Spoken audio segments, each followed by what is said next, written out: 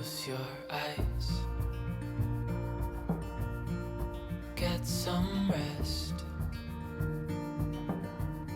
I'm by your side. Lay your head on my chest.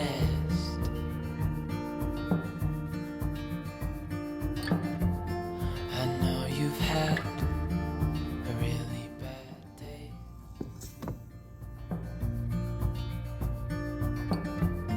but I'm right here, it's gonna be okay.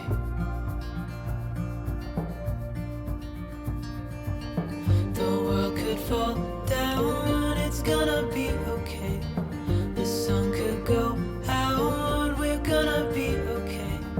If all the blue skies fade to gray, we're gonna be okay. Calm your soul. So I'm here up in my loft. This is just a little balcony spot above my family room. And I've had a baby wolf loom up here for as long as, I think, when we first moved in the house. And I have had this warp on the loom for a really long time. This is avocado dyed yarn, and it's been so long I can't remember where I got the yarn from. So originally I had the pattern set up for a lace weave, and it just didn't work out.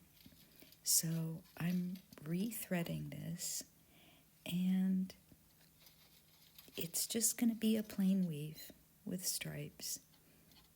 So what I'm doing right now is I'm counting out the 4 shafts, the heddles for the 4 shafts, and then I'll thread 4 3 2 1 4 3 2 1.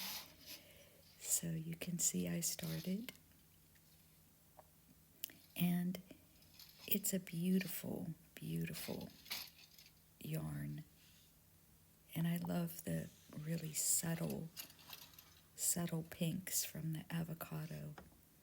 The green is a commercially dyed yarn.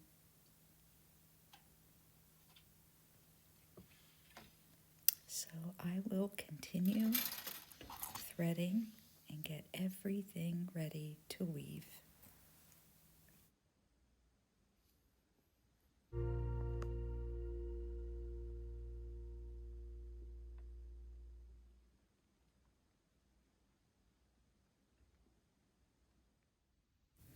So I've got this far. I have everything threaded, and I'm gonna tie on. This is just a loose tie on, but this is the magic. All the threads in order. I love my little green stripes and the beautiful subtle pink of the warp.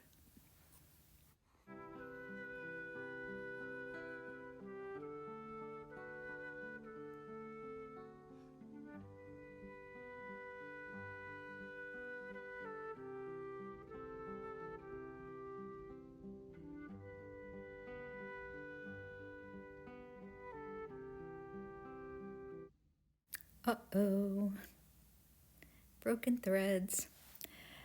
As I was warping this, I kind of had a feeling that this was going to happen. So what I did was I tied on new threads in the front and just weighted those 2 threads in the back of the loom until those shorter threads come up to the front. And that's basically how you fix a broken warp end.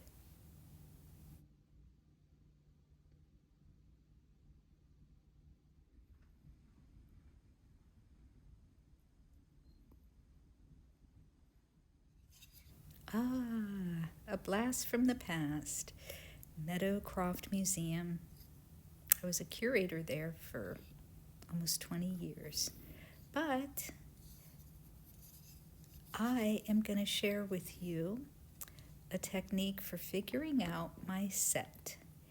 And the set on the loom is how many threads per inch that go through the reed. And usually the reeds are spaced at, they could be 6, 8, 12, 15, 20. So what I like to do is I just take a ruler and I wrap my warp threads around the ruler for an inch. And for plain weave, you have the warp and then the weft. So you basically just divide the number of threads that you wrap around the ruler for an inch in half. And this is 24 inches. So I divide that in half and it's 12, and I have a 12 dent reed, so I put one thread through each slot in the reed. So if the numbers are odd, they do have set charts that will help you place your threads appropriately in the reed. And perhaps I'll do a video on how to do that. So maybe I'll pop one in the next few days. With all the snow and cold weather, I thought I needed a little bit of springtime. So I saw these at Lowe's, and I thought, I haven't had paper whites. I haven't planted these for a while. So I am gonna, in January, I put the bulbs in the pot. I made sure I watered frequently.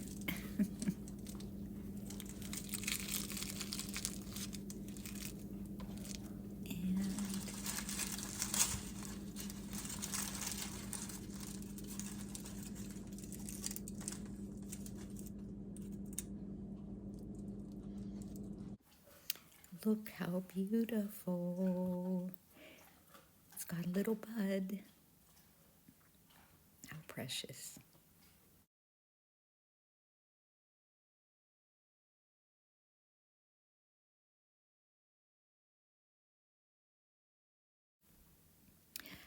I had an order on my Etsy account for one of my rope bowls, and I really enjoyed making this. I changed my technique just a little bit, and if you'd like, I'll share exactly how I do this on the sewing machine.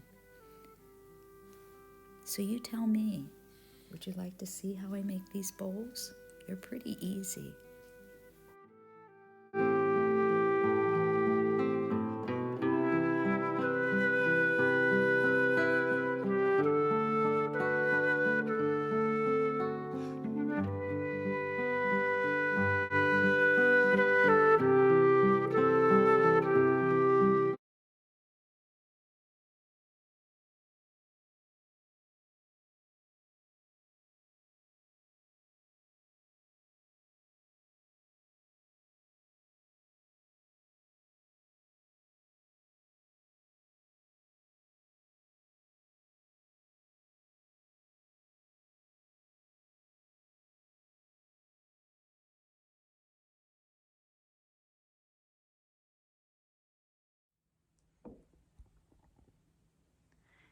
Okay, that's all my stuff.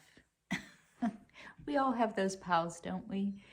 Okay, so today is the 18th of February, and unlike some of the other footage, I've been just kind of filming and adding little bits and pieces because I haven't been on since December 23rd, I think, was the last time I put out a podcast. And that's when Samantha and I went to Pittsburgh. So I just was, with school and work, and I was going to film last week, and Stephen and I had all kinds of things that we were doing around the farm, so I didn't, every time I started, it would be an interruption, so I'm like, I'll wait till this weekend. And I was going to film yesterday, and I woke up in the morning and I was so sick. I had some kind of intestinal virus. Luckily, by the afternoon, I was trying to drink chamomile tea, and by the afternoon, I felt a lot better. So I think I'm fine. But I want to share with you some things that I'm working on. And let's start with my pride and joy.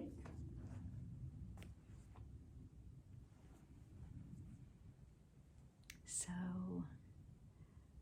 I finished my tam, and this is by Mary Mucklestone, and this is the Vanessa, and I think that means that's a flower in Fair Isle, I think. I'm not 100% sure. But yeah, this was my very first time tackling Fair Isle, and I learned a lot. My floats aren't too bad.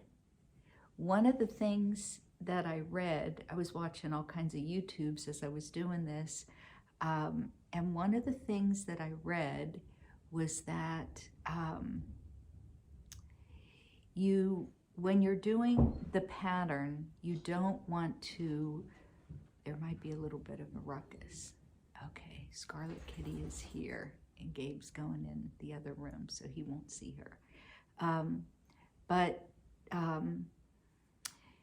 If you bunch up the needles in your right hand and the left hand, if you bunch all those needles up, you're going to get a tight, your floats are going to be really tight.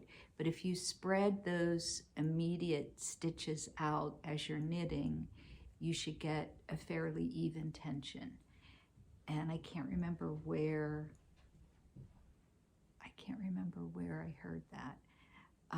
This is Jameson and Smith Spindrift, and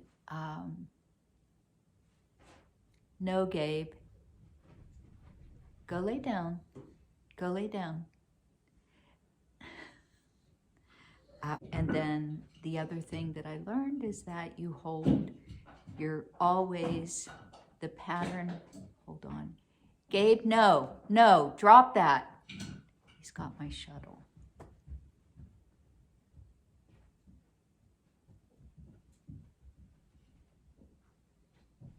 Go lay down. No.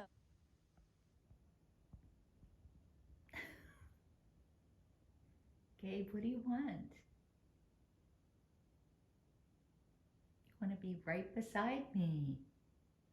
So, I have a friend who is an African weaver from Ghana, 10 generations. And I was going to use this because I'm weaving up in the loft, as you can see from the videos. And I had this sitting on my table up there, and this is what he had. This is a hand-carved shuttle from Ghana, from Capucci.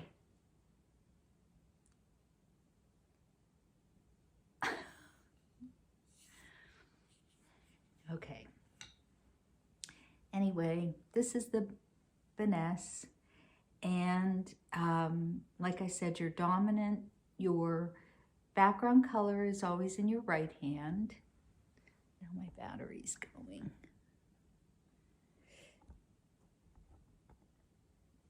And the pattern color is always in the left. So first try at color work. We just finished up the cocktail hour at the Coop. Liz and Leanne just finished up a Mal, and it was the 2024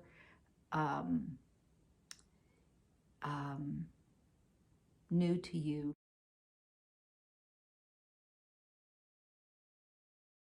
Make along, and I think that ended either on the 14th or the 15th, and I always participate and give a prize. So I didn't enter this because if you're donating a prize and you're gonna pick a winner, you can't. But yeah, I think it turned out pretty good. I'm good. I have another one in the works, and it's gonna be a little longer. So I don't know.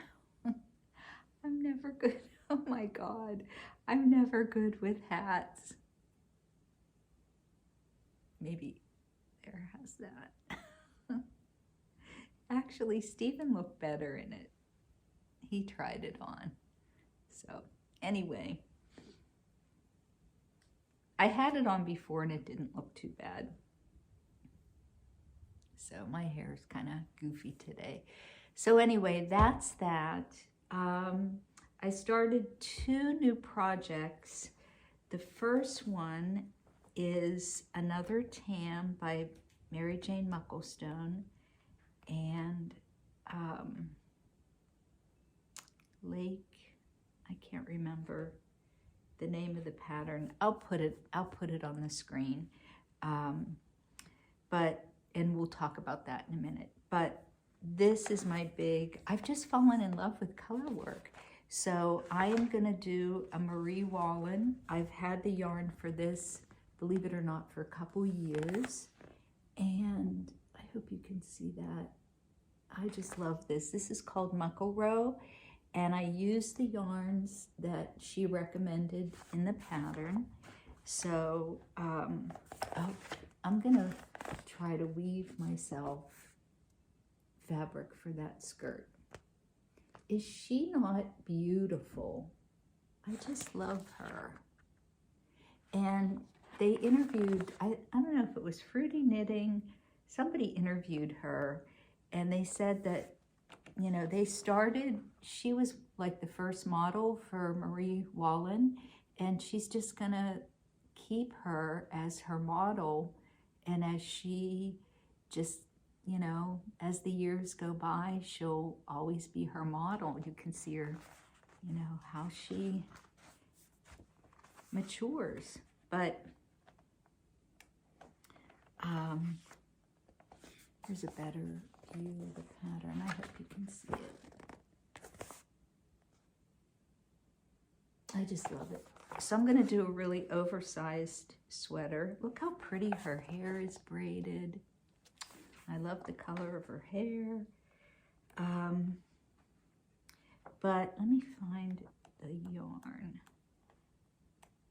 I wanna do the yell. That might be next, but I wanna do some of these more simpler sweaters. Okay, so the Jameson of Shetland Spindrift, it called for the mesquite, which is just 2 colors. So the darker, the lighter color is the mesquite, M-O-O-S-K-I-T, and then wren is the darker brown. Isn't that a pretty color for yarn, wren? So, so I started it, and what you have to do, you're starting at the bottom and working your way up, and the first, what is it?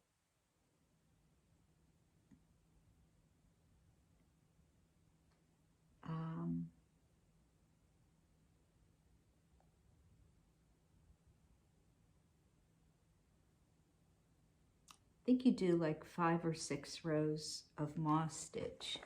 So there's a lot of, these are smaller needles. I'll look and see what they are in a minute. I might just order the ones with the interchangeables. So this is 2.75. And then I think you go up to a 3. But yeah, I haven't gotten very far. But this, it starts off with several mows of moss stitch. Okay. So I'm just having fun. This is very meditative. So I've got that, and then where is my other bag? Did I not bring it down? Okay, I'll show you something else. So the other thing that I got this in the mail. Gaina, who I think is wonderful, she has a podcast called Tales from Cuckoo Land, and she went to Lay Family Yarn, and they're over in the UK. I don't think it says where they're from. Ferry Road, Jackfield, Telford. I don't know where that is. But Gaina went to Lay Family Yarn Studio. They have classes. They offer like a weekend workshop where you get to dye your own yarn, and you get to go in groups, and it really looks like fun. I think Gaina was going with a group of friends, her and Paula from Mrs. D. She has a podcast too, but Gaina's podcast is Tales from Cuckoo Land, and this is the yarn that she drew up, or she dyed up. Talk much? And she calls this Herkel Durkel. And so what her and Kelly are doing is they're doing a knit along, and you can just make, if you get a skein of yarn from Kelly, she's dyeing up more. I think Gaina did 25 when she was there. She did 25 skeins, and then Kelly's doing up some more, and I think she's doing some mohair, so you can hold it with a strand of mohair if you want. But she named it Herkel Durkel because Herkel Durkel is a Scottish term when you lay in bed longer than you should. So if you read, or like for us knitters, we like to Herkel Durkel maybe on a Saturday and drink our coffee and do our knitting. So yeah, this is Herkel Durkel. I love her speckles. It turned out really, really pretty. She did an excellent speckling job. And the base color is just a real pale pink. So I think I have a pattern for a water bottle cover, and I think that's what I'm going to do with my Herkel Durkel. Okay. The other thing, as you know, I've been doing some weaving, and we already talked about that from upstairs. I'm just looking to see if I have anything else here. I do have some books, but I'm going to do, it's a twill pattern, and it's called the pinwheel pattern. My battery's going to go. It's called the pinwheel pattern, and this is, come on, you gonna come up? Come on, come up, show the people, come on, come on, come here, come on, come on.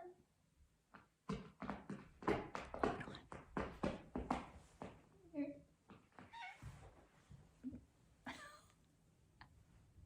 She ran. I thought she was going to get my yarn. Come here, kids. Come on.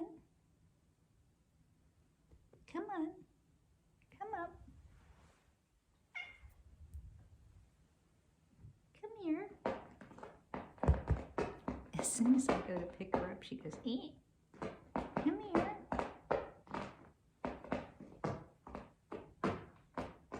kitty. Come on. Come on. Come on, girlie. Come on. Come on. Come on. Oh, she has my yarn. Come on. Come here. Let's get all the dusties off. There she is. Say hi to the people. Say hi to the people.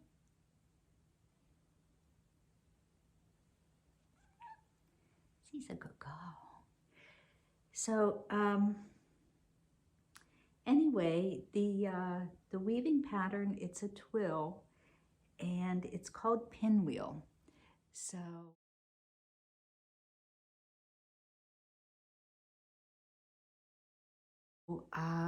as soon as I get finished with the fabric that I'm weaving on that, I'm going to give that a shot.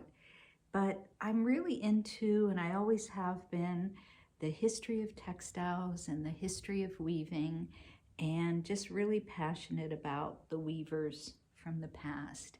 So, and the natural dyeing and just all those wonderful things. So, okay, kitty, I'll put you down. There you go. So I want to show you, I dyed these were sun dyed, and I dyed these a couple years ago. I just had them sitting out in the sun. It's natural dye powders that I purchased years ago. And I just set them, the skeins, in a great big mason jar, and just had them sit there for a couple days in the sun. And this is Key Brocco. I think it's a bark. And I love that color. And it is showing up true. This one is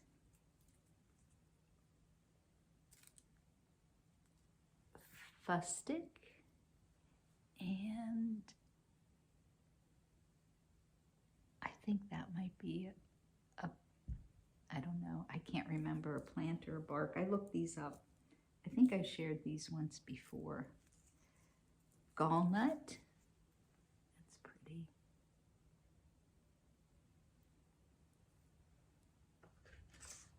And I don't want to lose the names. Logwood. Is that gorgeous? I love that. And this yarn is, I believe this is a Wensleydale. This is a farm yarn, and it feels very, very much like the Jameson and Shetland. So I've been looking up the history of fulling in the United States, and I'll share that with you on another episode. But the way that they would, after they were done weaving, you know, the hand of your woven cloth, just like when you knit, it softens after you wash it. And so they would take blankets and large pieces of material, woven material, and they would put it through a water-powered mill that had these little hammers on it, and it would soften the fibers. So they called it fulling, and it was a fulling mill. So I think with the fabric that I have up there, I'll do that with that fabric. But yeah, I'm gonna make a scarf with this. And then we have, this is called cochineal, which cochineal comes from a beetle bug that you find on a cactus plant. Okay, and it gives, there's a big long history connected with cochineal. And then the last one that I dyed, my little solar dye, this one is pomegranate. That seems funny because you would think it would be purple, but it came out that color. And I think that the mordant that I used was alum. I think that's the only thing that I used on any of these. So what I'm gonna do is I'm just gonna use 2 colors with the pinwheel. So one of the lighter colors will be the background, and then either purple will be, or it could be the brown and a light tan. I might do that. And even the tan and the purple is pretty. But the pinwheel is going to be a darker shade, and then the lighter shade will be one of these tans. So, okay, I'll try to adjust the lighting. It's like around 3:30. I joined the Livestock Conservancy, and it says, welcome to the world of rare wool. Thank you for joining the Shave 'em to Save 'em initiative. So 7,000 shepherds, fiber providers, and wool enthusiasts who are currently enrolled in the Save Them to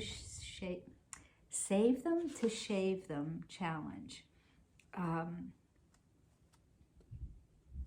So they've also developed little mini courses such as our Mighty Mittens, Socking Up for Winter, Save Our Sheep Sweaters challenges, and these challenges continue to attract new participants to the initiative and increase purchases of rare wool from folks like you. So they've launched live chats with fiber industry experts. They call it Woolly Wednesdays. It's on Facebook, and it's the second Wednesday of each month, and it starts at 2 o'clock Eastern Time. They offer free resources for processing and marketing. So it's basically that you're helping to save heritage breeds of sheep that are at risk of extinction. So they give you a list of shepherds that are selling a variety of different fibers. And I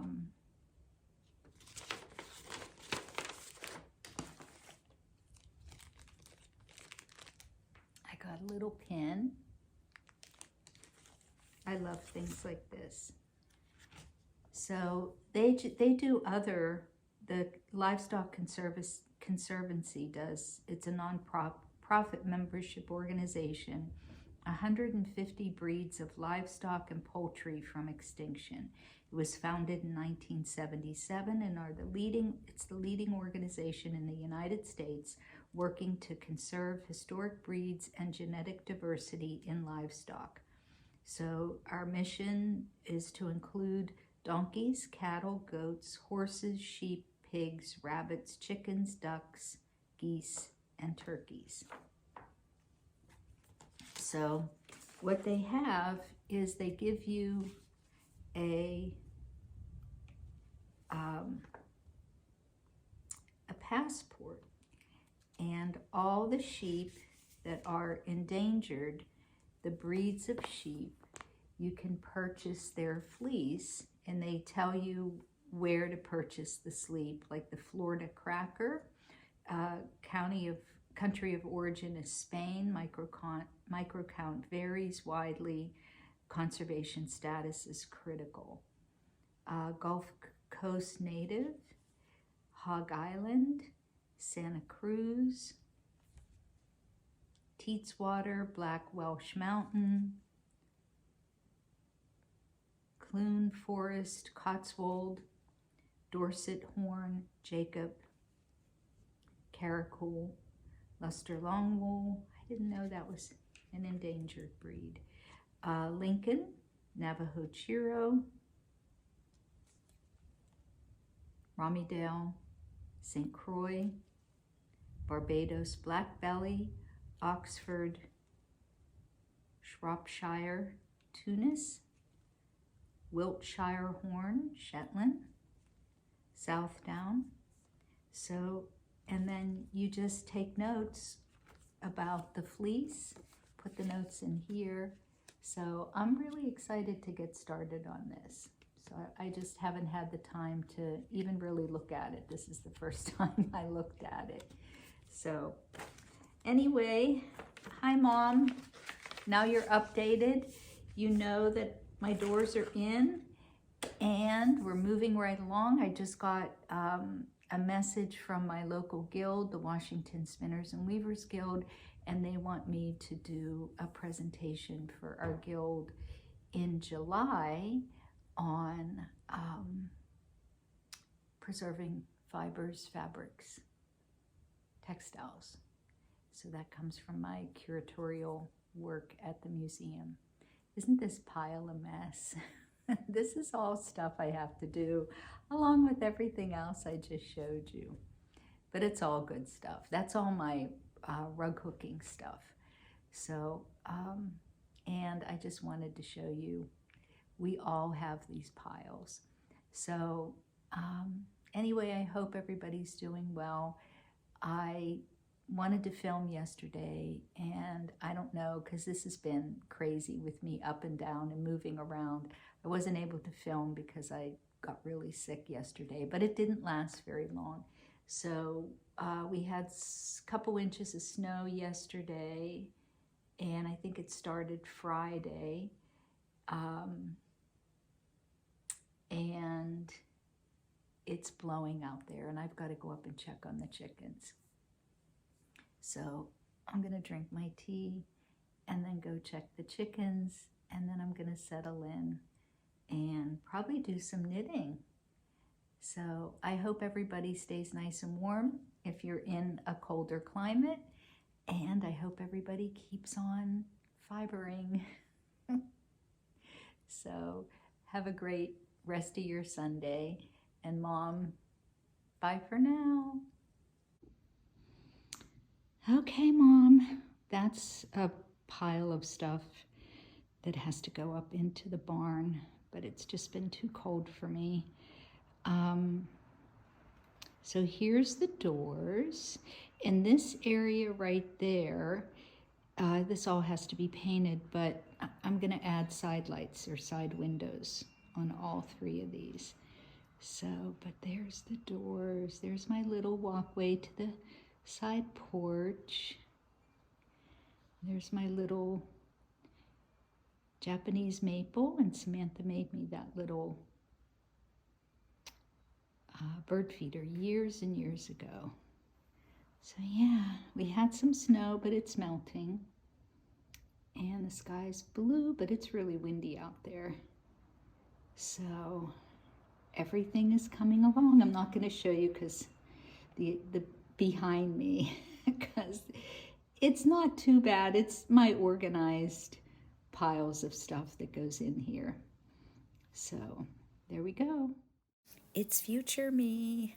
I wanted to let you know that the yarn that I used for the Beness hat came as a kit from the Woolly Thistle. So if you just go to their website, you'll find the kit there. And I finished up my hat. The yarn came from Chelsea Yarns, and it's called I Love New York. And I believe the pattern, it's on Ravelry, and I believe it's called the New Yorker. So that's all for now. Have a great week and keep on fibering. Bye for now.